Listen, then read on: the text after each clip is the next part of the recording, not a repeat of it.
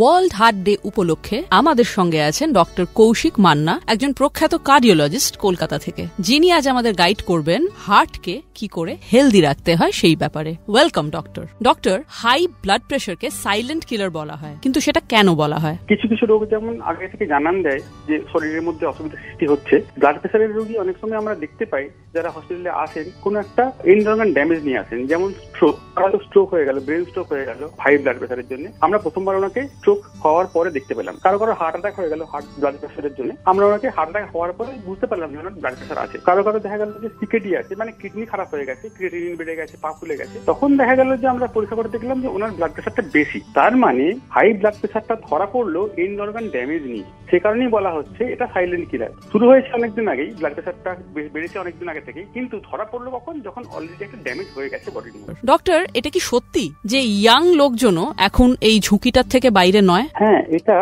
আমাদের আগে ধারণা ছিল যে ইয়াং পিপলরা হয়তো কার্ডিওভাস্কুলার ডিজিজে অতটা আক্রান্ত হয় না, কিন্তু পোস্ট কোভিড এরা মানে ঠিক 21 সালের পর থেকে আমরা দেখছি একটা বেশ ভালো রকম এমন মানে তরুণরাও হার্ট অ্যাটাকে আক্রান্ত হচ্ছেন, এবং এটা রীতিমতো চোখে পড়ার মতো এবং অ্যালার্মিংও বটে। মানে আমরা খুব চিন্তায় থাকি কম বয়সী পেশেন্ট যখন আমাদের এমার্জেন্সিতে আসেন।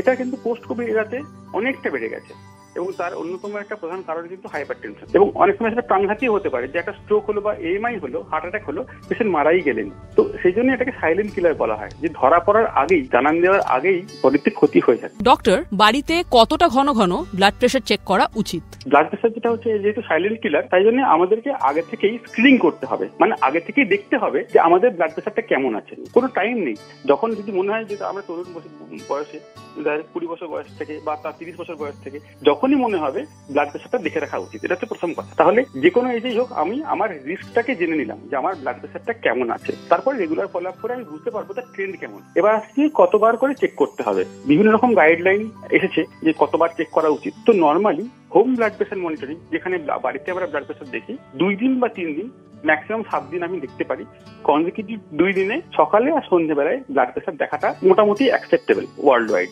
ডক্টর, হার্ট হেলথের ক্ষেত্রে কি ধরনের লাইফস্টাইল চেঞ্জ করলে একটা বড় ডিফারেন্স দেখা যেতে পারে? এইবারে ওয়ার্ল্ড হার্ট ডে যে থিম, সেটা হচ্ছে ডোন্ট মিস এ বিট। মানে খুব তরুণরা তো অনেকেই হার্ট ব্লাড প্রেশারের জন্য মারা যাচ্ছেন বা হার্টের রোগ হয়ে মারা যাচ্ছেন। তো বলছেন কি এই রিস্কটা মিস করা যাবে না। তাহলে আপনাকে প্রথমেই রিস্ক জেনে নিতে হবে, আপনি কি কি রিস্কে আছেন, আপনার রিস্ক ফ্যাক্টর কি কি আছে, ব্লাড প্রেশার, ব্লাড সুগার কিছু আছে কিনা, কোলেস্ট্রল বেশি আছে কিনা, আপনি জেনে নিলে তারপরে সেগুলো ইন্ডিভিজুয়ালি কিভাবে কমানো যেতে পারে বাই স্পেসিফিক মিনস। যেমন হচ্ছে আপনি যদি রেগুলার বেসিসে এক্সারসাইজ করেন, অ্যারোবিক এক্সারসাইজ করলেন বা দৌড়লেন বা জগিং করলেন, যদি প্রতিদিন 8 ঘন্টা করে করেন, এটাই অনেকটা ডিফারেন্স তৈরি করে দেবে। এটা হচ্ছে 1 নাম্বার। 2 নম্বর হচ্ছে খাদ্যাভ্যাস। এটা হচ্ছে কি ফ্রেশ ভেজিটেবল বা গ্রিন লিফি ভেজিটেবল যদি খান, বা তেল ঘি মশলা যদি কম খান, রেড মিট অ্যাভয়েড করেন, তাহলে এটা অনেকটা পার্থক্য করে দেবে। 3 নম্বর হচ্ছে গিয়ে নেশা। ডক্টর, আপনার এক লাইনের কোনো বার্তা এই ওয়ার্ল্ড হার্ট ডেতে আমাদের শ্রোতাদের জন্য? এটাই বলবো, ডোন্ট মিস এ বিট।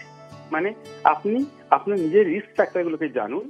তার মানেটা হচ্ছে গিয়ে ইয়ারলি চেক আপ করান, আপনার সুগার আছে নাকি, প্রেশার আছে নাকি, কিডনি ঠিক আছে কিনা, এবং কোলেস্ট্রল ঠিক আছে নাকি, এবং সেই মতো লাইফস্টাইলটাকে চেঞ্জ করুন। তাহলেই দেখবেন যে অনেক ক্ষেত্রেই ডাক্তারখানায় যেতেই হচ্ছে না আপনাকে, আপনি নিজেকে অনেক সুস্থ থাকতে পারবেন। যে কোনো FDA অ্যাপ্রুভ ম্যানোমিটার, যেগুলো অ্যান্ড্রয়েড, যেগুলো আমরা বলি, বা যেগুলো অটোমেটিক ব্লাড প্রেশার মেশিন, যেগুলো FDA অ্যাপ্রুভ, সেই ব্লাড প্রেশার মেশিন দিয়ে মাপতে হবে। 8 ঘন্টা রেস্ট নিয়ে কোনো কফি বা কোনো উত্তেজক পানীয় না খেয়ে ব্লাড প্রেশার মাপা উচিত। সকালে সন্ধ্যে কনজিকিউটিভ 2 দিন বা 3টে দিন।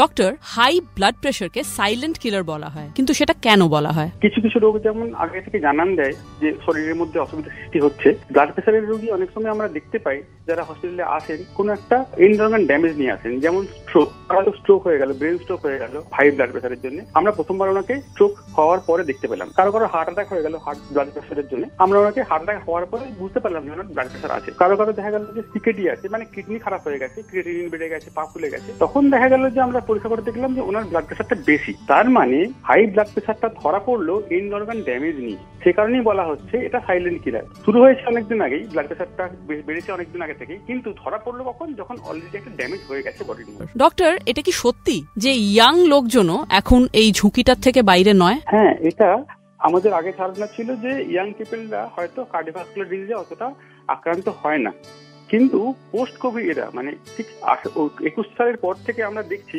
একটা বেশ ভালো রকম এমন মানে তরুণরাও হার্ট অ্যাটাকে আক্রান্ত হচ্ছেন, এবং এটা রীতিমতো চোখে পড়ার মতো। এবং অ্যালার্মিংও বটে। মানে আমরা খুব চিন্তায় থাকি কম বয়সী পেশেন্ট যখন আমাদের এমার্জেন্সিতে আসেন, এটা কিন্তু পোস্ট কোভিড এরাতে অনেকটা বেড়ে গেছে এবং তার অন্যতম একটা প্রধান কারণ কিন্তু হাইপার টেনশন। এবং অনেক সময় সেটা প্রাণঘাতী হতে পারে, যে একটা স্ট্রোক হলো বা এএমআই হলো, হার্ট অ্যাটাক হলো, পেশেন্ট মারাই গেলেন। তো সেই জন্য এটাকে সাইলেন্ট কিলার বলা হয়, যে ধরা পড়ার আগেই, জানান দেওয়ার আগেই বডিতে ক্ষতি হয়ে যায়। সুস্থ হৃদয়ের লক্ষ্যে একটি জনস্বার্থে প্রচারিত উদ্যোগ। Heart beats, happy treats. Life's a joy on healthy beats. Keep it light, keep it smart.